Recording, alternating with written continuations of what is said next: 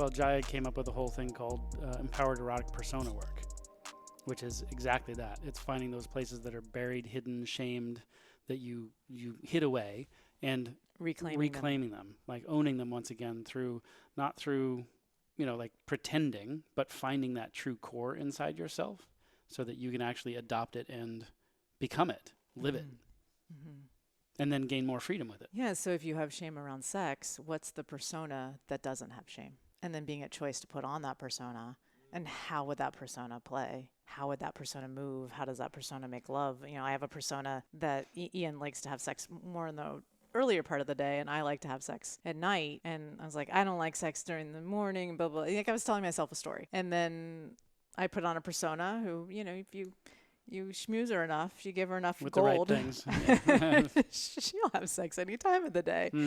And her name is Lulinara. So Ian would just, and she's also not from this time. So like she also has an archetypal piece of like the gold digger archetype, but she's very much of a queen who just likes to be lavished in gold. So if you give her enough gold, she will do whatever you want. But you got to on her terms. A lot of gold.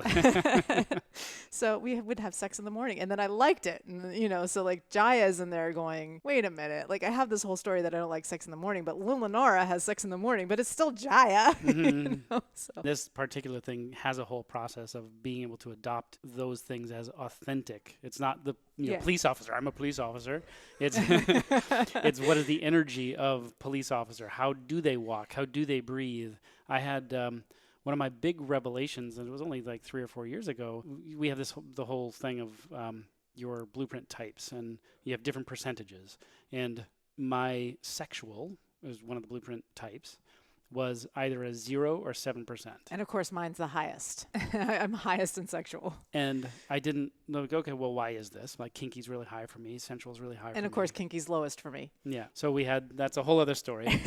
But what I realized a few years ago was I had this whole story of the good boy. Like, projecting my sexuality and my desire onto somebody that I'm turned on by is a bad thing. So I internalized this in myself, and one of my personas was a character named Sly, and he's like a 1940s complete objectifier. Like if you took him out in modern day society at the bar, he would be getting in big trouble.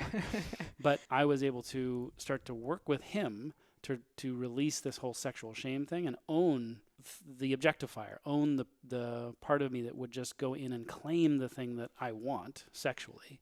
And that completely affected my dynamics within our blueprint. Do you profile. remember when you were first putting on Sly and we were in that hotel in Hawaii and you just like walked out naked and you were like just strutting? And I was like, whoa, who's this guy? Because of course I'm wanting that from him in our relationship is more of that like sexual who just like owns his cock. And then you reclaimed it. Yeah, and realizing that there was this buried thing that I didn't even realize was there that was sexual shame. Like just shame of my own desire, my own craving. Or as a person with a cock, like I'm going to get an erection randomly. Remember we were talking about that too. Like, oh God, like hiding that you're turned the on. random erections, which maybe you experienced when you were in middle school and like you get still good for you. Yeah.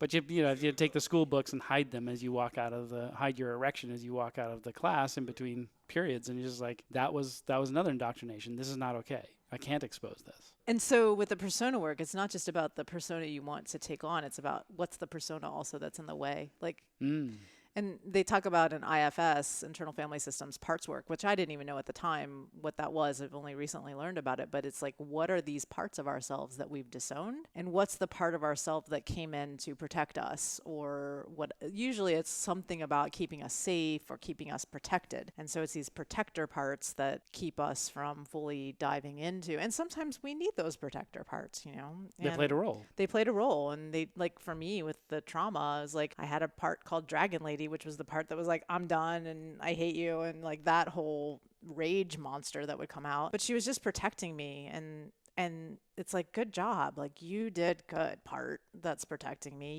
You helped me survive all of that. And now you're not needed. And now we can chill out. Right. Chill the fuck out and let this other part come up.